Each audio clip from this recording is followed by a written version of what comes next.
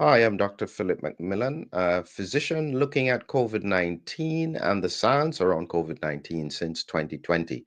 I had started off focused on the autoimmune characteristics of COVID, and since then, I have maintained a consistent focus on trying to understand every aspect of the pandemic. As part of this journey, we need solutions. And many people have by this time have gotten a negative perception of the pharmaceutical industry. It's all just about money and making as much as they can. Whilst that may be true for shareholders and the pressures on companies, there are many other smaller pharmaceutical companies that are doing the process of just looking at the science and trying to find solutions that can help you. In the mix, they have to be concerned about finance because research is expensive. However, I find it fascinating to understand the kind of journey that they are on and what exactly it is that they are doing. And so I've got with me Richard Lee from Australia today. Richard, do you mind just doing an introduction of yourself for the Sure, audience? sure. Philip, thanks for the opportunity to outline our case. Uh, I originally came from Hong Kong in 1972 and to study, and then I did my accountancy degree, and then went into the investment banking business for the last 40 plus years. Uh, and in early 2020, I was invited by a team of scientists from this company called Covirex Medical to help them to raise capital, to help them structure their business, because they were very much interested in discovering or repurposing an antiviral drug for treatment of COVID. And while they are very good in what they're doing in terms of their scientific professions, they are not that cluey as to how to structure the business. In fact, how to corporatize the whole business. That's where I came in. So I've been working with them now for uh, almost 5 years now, 4.5, 5 years now, to raise capital for them. And we have actually been running a very lean ship, and you might say bootstrapping the company going forward. We raised the capital to finance the virology study, patent application, and all those things. So it's been a long journey. And in between, rather than just focusing on COVID and SARS-CoV-2, we've now broadened the application to other respiratory diseases as well, because the drug itself is actually broad spectrum. Excellent. So it's important then. I'm going to be coming back to that issue with regards to the pharma challenges with regards to bringing products to market and the risks and the finance that is required. But I was very interested in the fact that you are in Australia. You would have been caught up after the pandemic in the lockdowns, in what happened afterwards. What were your thoughts in terms of how the Australia medical and governmental bodies approached the management of the pandemic and at that time? Any thoughts? In actual fact, the Australian government, the regulatory agencies, and so on, like TGA and all that, they basically follow the same path, same strategy as most of the other, in particular the Western countries, in terms of having vaccination mandate, in terms of lockdown, and all those solutions, daily briefing. You might say that it's all following the same pattern as what we have seen in the West, actually, particularly in the West. And of course, we all follow the use of the same vaccines, like the mRNA vaccines and the adenovirus vaccines and so on. And but the lockdown in terms of stopping international travel, all those things, and vaccine mandates, is actually very harsh environment that we had to go through, just like you have been going through the same thing in the UK and the US as well, I guess. One of the interesting things you had said before that I'm trying to capture is that you were one of the people who stood against those kinds of mandates. what made you take a stance? Because you're in the older cohort. Why did you take a stand at that time? Well, put it this way, uh, for our whole team at Covirex, you might even say that I'm the only one of the team members who chose not to be vaccinated. And I must say that I have to thank you and Gert. I've been reading up a lot and watching a lot of podcasts between you and Gert Vandenbosch, how much risk there is to take the COVID vaccine and the side effects and so on. And that's why I chose not to get vaccinated. So I'm actually that 1% of the Australian population, part of that 1% that have chosen not to be vaccinated. Not that I don't believe in vaccination. It's just that there's been too many problems associated with the COVID vaccines that I have read about and decided not to follow the masses, you might say. It's an interesting point. I raised it because I'm pivoting back to the challenges that you face in bringing a product to market and the regulatory the hoops that you have to jump through in order to get safety and efficacy. Were you surprised at the speed at which, even though it was emergency use authorization, the speed they were able to get through those regulatory hurdles that would not exist? I mean, that are very difficult for you when you are bringing other products to market. Well, I'm not surprised about the application of emergency use authorization actually, because at that time in that environment where there's so many people were infected and so many people were dying, in that emergency environment, I believe it is actually correct for the government, the regulators to introduce emergency use authorization, but that doesn't excuse the industry. That doesn't exclude excuse the regulators from having more thorough investigation, more thorough testing before they bring onto the market. But it's the environment, unfortunately. Having said all that, it might say that it could be a blessing in disguise because of what we're doing. I'm looking forward to hopefully, and ironically, if there's another COVID wave coming or another respiratory disease wave coming, hopefully we can also get emergency use authorization. A very good point. Yes, absolutely right. So let's get back to what it is that you guys are doing. And you are not the science head here. You are No. more the finance head. So we'll not go too technical in terms of the science. We'll Mhm. look at things quite broadly here. When we think about where things are at the moment, here is my assessment. Everybody has been focused on COVID as severe respiratory disease, causing people to end up in intensive care and dying. But they're not concerned about COVID that circulates as a mild disease. That to me is a huge mistake. Mm. Just because it presents initially as a mild disease doesn't mean the manifestations are mild.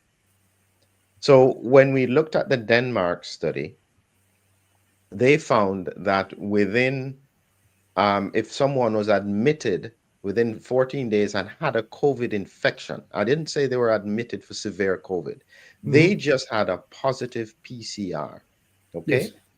Within 30 days of admission, 12% had died, not from COVID respiratory related. Could have been anything. Vascular, three times more than what happens with influenza. So this Mhm. influenza is a bar. COVID has three times higher mortality within 30 days, which suggests it could be, maybe 20% in 3 months and 25 to 30% in 6 months. And so there is a huge underestimation as to what happens around COVID because the initial manifestations are still mild. Mhm. That's why I think we need more solutions. So tell us a little bit more about what is it that you guys are trying to achieve with this product? Is it a tablet? Is it an injection? What is it? Okay, amongst our team members, we have a gentleman by the name of Dr. Simon Tucker, who was the some 20 odd years ago. I don't know whether you recall, there was a company called Biota, which actually discovered, Relenza, and Relenza was, I mean, it's also a oral inhalation drug, and that's why our team, when we started looking into COVID therapeutics, we straight away decided it should be an oral inhalation drug because that's then it's more targeted. Because after all, SARS-CoV-2 attacks the airway and the respiratory tract. So why not have a drug that is orally inhaled to attack where the virus is going to infect you and further down the respiratory tract. So right at the beginning, we decided to have the drug, which is a repurposed antiviral, for DPI, dry powder inhalation treatment, and that's how we started actually. And now, having started that way, we then decided, there's a lot of formulation work, and then we have to work together with inhaler providers as well. We've spoken to a number of inhaler provider technologies companies as well. It's been a long journey, I have to say. But having said all that, as a financier, as an investment banker behind the company, in terms of the investment available to finance our activities, it hasn't been easy to find, and because there's so much focus on vaccination. If you talk about antiviral, people tend to think that, well, we have already got vaccine. Why do we need antiviral? But it's the problem that you were relating to. I believe that had there been a bit more emphasis on antiviral, it may well be that the COVID problem might not be as serious as we have experienced actually over the past few years. I think that's a valid point. The counter argument that would come is that it's not so much that there was not a focus on antivirals. It's just that the focus that they had with Paxlovid, with remdesivir, with Moderna, I think molnupiravir, another Mhm. one, none of them have been particularly effective in terms of making a huge difference. And the part of the challenge, so I'm going to put to you what I think the challenge is going to be. Part of the problem is that the use of antivirals are very often when people are having symptoms, not mild symptoms, but severe symptoms. So that's when they get into hospital. But because this virus has this two-phased presentation where there's the viral phase, which can very often be mild or asymptomatic, and then an immune phase. And in the immune phase, if you use an antiviral, it's not going to help. Mm. And this is part of the problem, is that at the moment, so many people are underestimating mild infection. That's when they need the antiviral, not when they have more severe symptoms. And so part of the repurposing and the approach, I think, with an antiviral is that they need to be brought in either as a prophylactic or even as the pre-exposure. If you're, say, going to be traveling and you Mm. know you're going to be in a high exposure environment, you need to use this for a couple of days. Or if you've just traveled, and it's that kind of very early intervention with antivirals that will make a difference. But that's hard to sell because people usually only take stuff when they're sick. Well, I like to add two more points as a result of what you just mentioned. First of all, our repurposed antiviral, is an inhibitor of a certain protein, which the virus actually need to make use of before it can replicate. So without that protein on the surface of the host cells, the virus cannot replicate and will naturally die. Secondly, is that because we are doing dry powder inhalation, it has a certain prophylactic use as well. Say if you're traveling on the plane and you worry about 50%. I might get a 50% chance of being infected. You'll be safe to actually take a few puffs of our DPI drug into your airway, so that if the virus does hit your airway, it's killed anyway. Okay, so it has both the application to treat the disease, as well as having preventive use as well. That is a very, very important point. And actually, I'm thinking about now, I've got loads of pictures, slides that I've made, and I wanted to capture just some of the basics. As I said, this is not a technical discussion. This is more about how this actually works. I'm going to be showing you a slide in just a minute, because I think that the capturing of how this actually works, because this drug, remind me the name of the drug again. We just simply code name is CVX 20733, and lately we also tested another compound which is a bit more potent, CVX 20700 actually. And it's a repurposed drug, meaning that it is already off patent. Yes, And so but the product that you make will still be patented. yes, we have got the Australian patent already, specifically for treating pulmonary diseases. Okay, so here is what, just again, very basic understanding. I'm just going to share with you my screen, and I'm capturing what I think is an important thing to do about it. Is here we have a viral RNA viral entry Mhm. and exit. This is from one of my presentations, Right. and it seems that once the virus gets in and it has released its RNA, then Hmm. it starts replicating. Then it goes through the process of rebuilding the virus here using all of these proteins that it has Yes. translated. And it seems that your drug, because in order for the virus to rebuild it, it needs to use some of the cell's proteins Yes. to build the One of the virus, proteins. one of the proteins. So it's at this phase that your drug will work, and Yes. it's not actually directly inhibiting, it's not attacking the virus, it's No. just preventing the virus from getting access to a tool Yep. that the virus needs to replicate. Correct. Correct. It's almost like, I'm trying to think of an analogy here, it's kind of like the bank robbers are trying to get in the vault, they've broken in the bank. But in order for them to get down into the vault and to open it, they need electricity. Yes. But they don't make the electricity, and you, by your drug, have switched off all the lights, so they can't use the electricity to open the vault. Is it that kind Well, of you might say analogy? that in another analogy I might put up is that the robber will need to have a number of passwords in order to get through the door, and because we've taken one of the passwords away, they cannot get through the door. Hmm.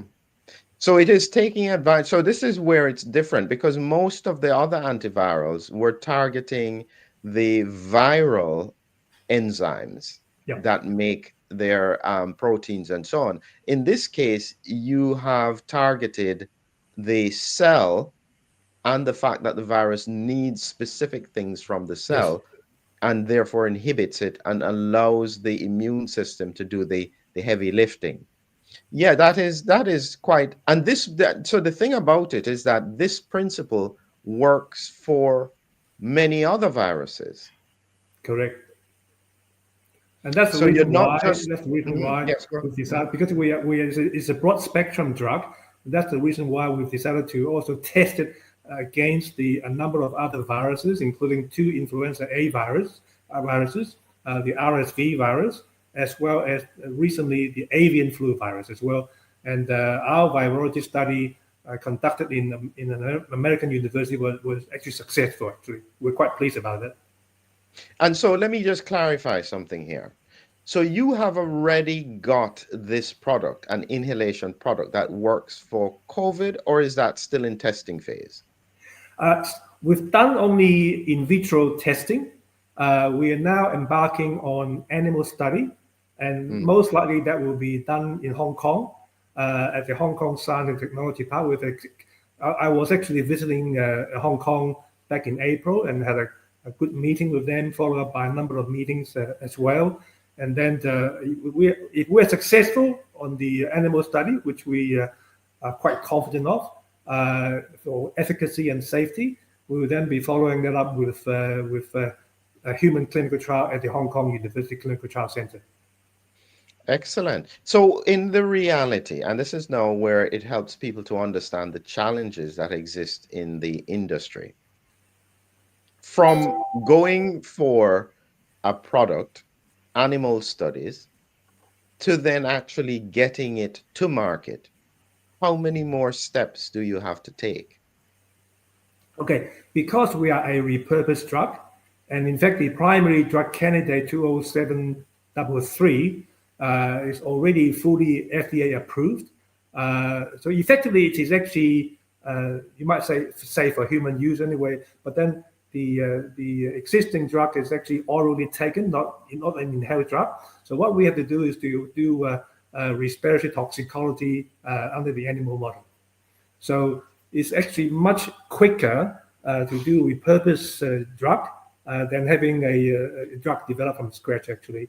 So in terms of timing, we believe the animal study for respiratory toxicology study would probably take 3 to 6 months, and then thereafter to go into phase 1, 2 trial at the Hong Kong University Clinical Trial Center. Now, hopefully, emergency use approval will be available for us, or if not, IND approval, investigation new drug approval. These are the approval processes that will be available to us, we hope. So so therefore you could be right at the brink as to be able to bring a product to market that is broad antiviral. Yes. And there, because the other part of the puzzle that I think people kept on missing was that two things happened. One, because COVID is milder in terms of its initial symptoms, it's now underestimated. But what they fail to seem to remember is that the primary mechanism as to why SARS-CoV-2 was so problematic, both in spread and in terms of severe disease, was interferon suppression. Mm-hmm. So it would suppress the immune system response. And this is why it was able to spread so quickly without any symptoms, and also to evade the immune system to get to the lungs. But here is the issue. Because it leaves longer term suppression of interferon, that opens the gate for other viruses. Yes. And so, what many people don't connect is that very often, from a clinical point of view, I will see someone come in with a co infection. So, they may have respiratory, like an influenza and an RSV. If you see that, it suggests that they probably had COVID before, which suppressed their immune system and therefore causes and opens the doors to other respiratory viruses. This is why I'm saying that having a tool like this, where you can almost support the immune system, because it can't get rid of the virus, it just delays the capability of the virus to replicate, with the hope that the immune system does the heavy lifting. Mm-hmm. Not just that, Philip, you didn't mention in those chain of viruses avian flu virus as well. I am actually very concerned that after again reading up a lot about what's happening to the avian flu pandemic for the bird population, the mammalian population, even now domestic pets population, and of course there have already been cases of human infection as well anyway, which I believe is underreported. But what's even more concerning is that if there is actually a reassortment process going through whereby the avian flu is mixed in with the seasonal flu virus, then we will have a more infectious and very deadly kind of virus. So even though we started with COVID and SARS-CoV-2, because we've now done deliberately done the testing against these other viruses as well, with the concern in mind about the reassortment process. Uh, Fortunately, we have been successful in our in vitro study, and so we are looking forward to the next phase of our development for the respiratory toxicology and the clinical trial as well, so that we're not just tackling COVID, which is still in the system, but also the other problems which may or hopefully not, but at least we have to be prepared for this, the avian flu, reassortment with other viruses as well.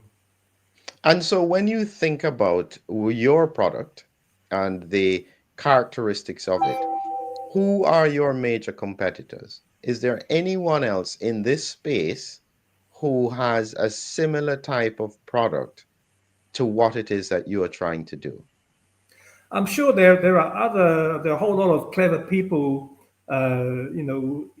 discovering, repurposing, developing all kinds of solutions, uh, just like what we have been doing as well. Uh, but historically, I've not read about any particular antiviral that could what I regard as a silver bullet against so many respiratory viruses as well. So I think that we have actually been very fortunate that our drug is broad spectrum, and we have been able to tackle a number of viruses successfully in the in vitro study. But as I said, I'm not aware of any other therapeutic solutions. But they may well be doing it from another angle, but that I'm not aware of. Excellent. So listen, as we come to the close here, Richard, I want you first, just in case someone is watching, coming on late, I want you first to summarize. I will summarize what I think I understand, and you tell me what I've left out. You guys have found an antiviral that has already been patented, tested, known to be safe, and used 20 years ago. What was the name of that drug again? Relenza. Relenza. This had broad use against viruses. So your company then steps in with the use of this drug, which is already off patent. No. Philip, I have to correct you.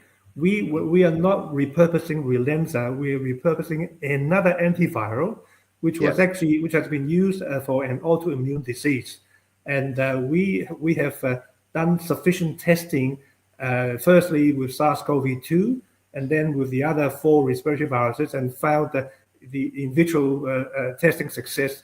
But it's not Relenza. The reason why I mentioned Relenza was because one of our team member, our chief virologist, Simon Tucker, he was the head of R&D at Biota that I discovered see. Relenza. That's a good correction because somehow it stuck in my head. Yes. Sorry So about that. then, yes. So you've got then a product that has already been through the testing and use in terms of as an oral preparation.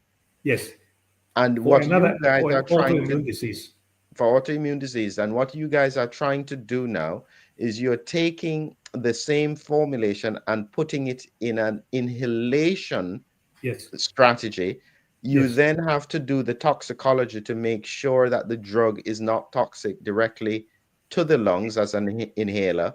And yes, if that is shown to be safe, then you have got an inhaled antiviral, which is broad spectrum against multiple viruses by targeting a specific host required protein or protein system that the yes, virus requires to make to replicate itself. Is that yes, about right?